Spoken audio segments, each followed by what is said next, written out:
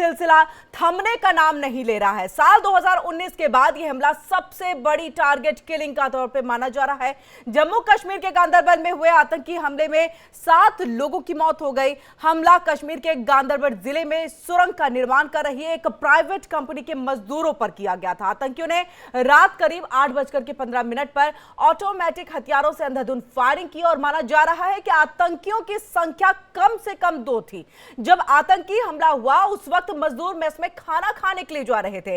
मरने वालों में बाहरी राज्य के लोग भी शामिल हैं। इस आतंकी हमले से कई परिवार उजड़ गए हैं। किसी ने अपना भाई खो दिया तो किसी ने अपना पिता खोया है।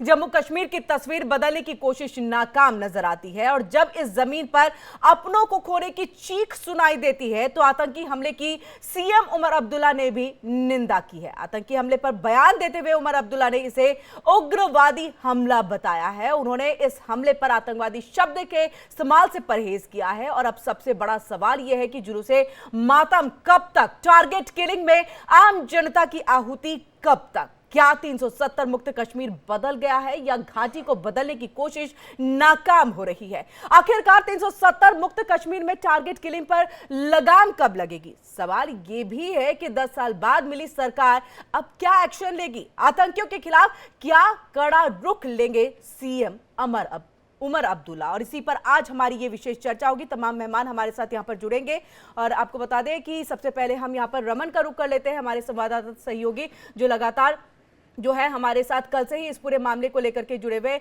और यहीं पर हमारे साथ सौरभ दुबे राजनीतिक विश्लेषक वो भी जुड़ चुके हैं। और इन सबके साथ आपको बता दें कि हमारे साथ सुजाता बशीर नेता डीपीएपी की जो है वो भी जुड़ चुकी है। आप सभी का बहुत बहुत स्वागत है। लेकिन रमन, सबसे पहले आपके पास हम आएंगे क्योंकि फारूक अब्दुल्ला का बयान भी आ गया है, उमर अब्दुल्ला का बयान भी सामने आ गया है इस तरह की टारगेट किलिंग को लेकर के। लेकिन बड़ा सवाल कि आखिरकार 370 हटने के बाद जिस शांति को लेकर के हम सोच रहे थे कि अब ये जम्मू कश्मीर के अंदर में कायम है, तो ऐसा होता दिख नहीं रहा है। क्या बदल रही है कश्मीर, वापस से उसी रुख पर हम आ रहे हैं या फिर 370 के तहत जो हमने सोचा था कि हम कश्मीर को बदल देंगे, शांति व्यवस्था कायम रखेंगे, उन सब में हम नाकाम हैं?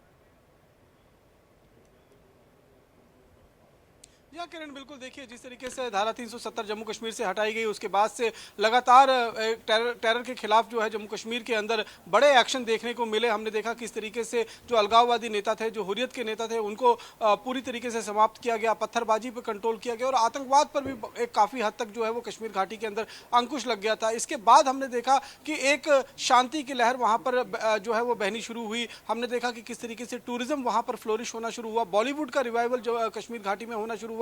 इससे कहीं ना कहीं लग रहा था कि जम्मू कश्मीर के अंदर अब शांति बहाली जो है वो बहुत तेजी से आगे बढ़ रही है और आने वाले कुछ दिनों में पूरी तरीके से आतंकवाद का समापन जो है वो जम्मू कश्मीर के अंदर हो जाएगा। लेकिन लगातार चुनाव के बाद अगर हम देखें तो जम्मू कश्मीर में विधानसभा के चुनाव में जो जम्मू कश्मीर के वोटर है उन्होंने बुलेट को छोड़कर बैलेट को चूज किया और अपने मुस्तकबिल का फैसला उन्होंने खुद करने का फैसला किया। जम्मू कश्मीर में 10 साल के बाद किसी एक चुनी हुई सरकार का गठन किया। इससे पाकिस्तान बहुत बौखलाया हुआ है। पाकिस्तान को लग रहा था कि आर्टिकल 370 के बाद अगर जम्मू कश्मीर के अंदर जो चुनाव होंगे तो उसका लोग कहीं ना कहीं बहिष्कार करेंगे और वो इस मुद्दे को पूरे इंटरनेशनल समुदाय के बीच में ले जाएगा और जम्मू कश्मीर पर भारत सरकार को जो है वो एक्सपोज करेगा। लेकिन हुआ इसके बिल्कुल उल्टा। जम्मू कश्मीर के लोगों ने न केवल धारा 370 का हटने का जो है उसको कबूल किया, बल्कि जमहूरियत की जो ये सबसे बड़ा जंग यहाँ जम्मू कश्मीर के अंदर हो रही थी, जो लोकतंत्र का सबसे बिल्कुल बिल्कुल रमन, आपसे ये हम जल्दी से जानना चाहेंगे कि कल एनआईए की 4 सदस्यीय की टीम वहां पर पहुंची थी, अभी तक जांच कहां तक पहुंची है, क्या कुछ सामने निकल करके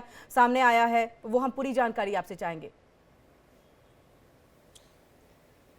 जी देखिए, ये हमला जो है वो कल परसों शाम को 7:30 और 8 बजे के बीच में हुआ था और उसके बाद कल 2 बार एनआईए की टीम जो है वो मौके वारदात पर पहुंची थी। जो गगनगीर का इलाका है जहां पर एप्को कंपनी का कंस्ट्रक्शन साइट है, वहीं पर यह आतंकी हमला हुआ था और वहां पर 2 बार कल एनआईए की टीम वहां पहुंची और उन्होंने पूरी जाँच की है। दरअसल अभी ये जाँच जो है वो जम्मू कश्मीर पुलिस कर रही है और एनआईए उसमें सहयोग कर रही है। एक पैरेलल इन्वेस्टिगेशन जो है वो एनआईए की तरफ से की जा रही है। कल भी उस पूरे इलाके की गहन तलाशी अभियान चलाया गया था और आज उन्हीं आतंकवादियों के तलाश में कश्मीर घाटी के करीबन 6 से 7 ऐसे डिस्ट्रिक्ट हैं जहां पर बाकायदा रेड किए गए और रेड के दौरान जो है वो जम्मू कश्मीर पुलिस को बड़ी सफलता भी मिली है। लश्कर तोयबा का एक जो ऑफशूट है, जो एक नया एक गुट तैयार किया गया है जो कश्मीर घाटी में युवाओं का रिक्रूटमेंट करता है, उसका भांडाफोड़ जो है वो जम्मू कश्मीर पुलिस ने किया है और कुछ लोगों को गिरफ्तार भी किया है। तहरीके लियाबक उल मुस्लिम करके एक ये ग्रुप जो है वो तैयार हुआ है, इसका भांडाफोड़ जो है वो जम्मू कश्मीर पुलिस ने किया है और अब बड़ी तेजी के साथ आगे भी कार्रवाई जो है वो चल रही है। और लेफ्टिनेंट गवर्नर जी, ठीक है, आपके पास हम वापस लौटेंगे, रमन और भी जानकारी लेंगे। हमारे साथ यहाँ पर ललित अंबरदार जो है वो भी जुड़ चुके हैं, राजनीतिक विश्लेषक है। आपका भी बहुत बहुत स्वागत है।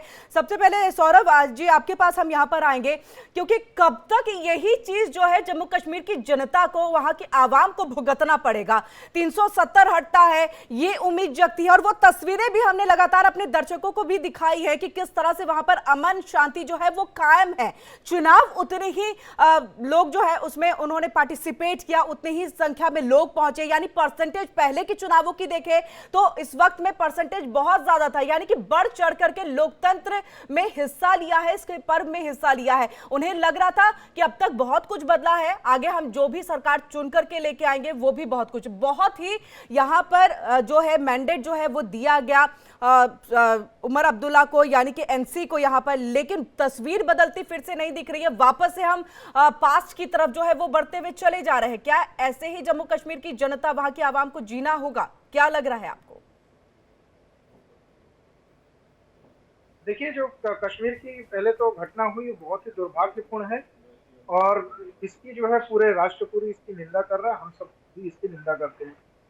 लेकिन मुझे लगता है कि जो लोग कश्मीर की शांति को लेकर के, कश्मीर की सुरक्षा को लेकर के, कश्मीर की समृद्धि को लेकर के, कश्मीर के विकास को लेकर के, कभी भी कश्मीर के जो कश्मीर बढ़ रहा है, आगे की ओर तरक्की कर रहा है, उसके खिलाफ हमेशा से खड़े रहे। और ऐसी जो शक्तियां हैं, चाहे वो देश के कुछ अंदर हो या कुछ देश के जो बाहर की शक्तियां हैं, ज्यादातर तो देश के बाहर की है, जो अंदर की है वो तो लगभग समाप्त होने की दिशा में आगे बढ़ चुकी है जी। लेकिन जो लोग चाह रहे हैं कि कश्मीर में अब एक, चूंकि पहले तो सरकार नहीं थी, अब एक वहां पर स्थायी सरकार बन गई है, अब वहां पर मुख्यमंत्री चुन लिए गए हैं और उसके बाद सरकार बनने के बाद तत्काल ऐसी घटना करना, मतलब उनके मंसूबे दिखाता है कि हम कश्मीर में जो है वो किसी भी तरह से कश्मीर में सुरक्षा शांति जो है स्थापित नहीं होने देंगे। अब ऐसे प्रयासों को लगातार केंद्र सरकार तो 370 जब से हटा तब से तो प्रयास कर रही है कि ऐसी ताकतें दूर, और एक बहुत अच्छा माहौल देखने को कश्मीर के अंदर मिला भी, कोई भी पत्थरबाजी की जो घटनाएं थी वो भी देखने को नहीं मिली।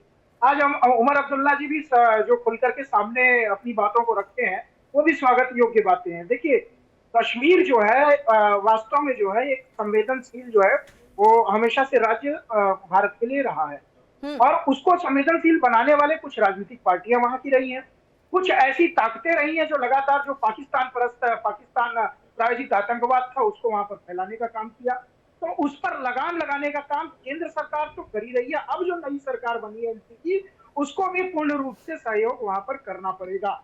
देखिए, ऐसी ताकतें जो है ना वो एकाएक से समाप्त नहीं होती है, क्योंकि जब भी आप कश्मीर में जब कश्मीरियों के विकास की बात करेंगे, वो लोग आएंगे, वो लोग हमला करने की कोशिश करेंगे, वो लोग शांति व्यवस्था बिगाड़ने की कोशिश करेंगे, सुरक्षा व्यवस्था खराब करने की कोशिश करेंगे, लेकिन हमारे पूरे मुल्क को, हमारे पूरे राष्ट्र को, कश्मीर को, कश्मीरियत को, पूरे केंद्र को, दिल्ली को एक होकर के एक सुर में ऐसी ताकतों के खिलाफ लड़ना ही पड़ेगा।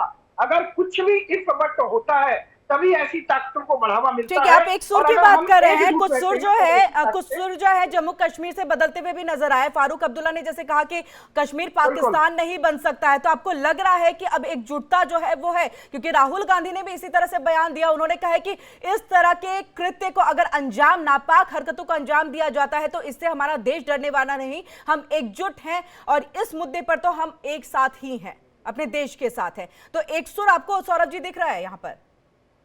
बिल्कुल एक सुर जो अभी बहुत ये अच्छा दृश्य देखने को मिला, चाहे वो उमर ठीक है। अब्दुल्ला जी की तरफ से बयान ठीक है। आया हो, चाहे राहुल गांधी जी की ठीक है, तरफ से प्रेम बयान कुमार जी भी हमारे साथ यहाँ पर जुड़ चुके हैं, वरिष्ठ पत्रकार है। आपका भी प्रेम जी बहुत बहुत स्वागत है। लेकिन उससे पहले यहाँ पर सुजाता जी, आपका हम यहाँ पर रुख करेंगे, क्योंकि जो सुर बदलने की बात मैंने की, क्योंकि इससे पहले था कि पाकिस्तान के साथ वार्ता होनी चाहिए, चाइना के साथ वार्ता होनी चाहिए, कई ऐसे वक्तव्य जो है एनसी की तरफ से निकल करके सामने आते रहे। फारूक अब्दुल्ला ने भी कहा, उमर अब्दुल्ला ने भी कहा, उन्होंने कहा इसके बिना तो जम्मू कश्मीर में आप शांति सोच ही नहीं सकते हैं। लेकिन एससीओ में देखिए, हमारे एस जयशंकर जाते हैं, वहां बातचीत भी होती है, लेकिन दो टूक भी कह के आते हैं आतंकवाद के खिलाफ आपको लड़ाई लड़नी होगी, भारत में आप आतंकवादी घटनाएं को अंजाम नहीं दे सकते। लेकिन इसके बावजूद अगर ऐसी स्थिति हो रही है, क्योंकि देखिए इतने कम दिनों में जो है 2 बार यहां पर टारगेट किलिंग हो जाती है, एक मजदूर की पहले मौत, दोबारा से यहां पर आप कहीं ना कहीं एक डर फैलाने की कोशिश कर रहे हैं। अब जब फारूक अब्दुल्ला ये कहते हैं कि अब ये पाकिस्तान नहीं बन सकता, तो सुर बदल रहा है। जम्मू कश्मीर की तस्वीर भी आपको लग रहा है कि बदलेगी?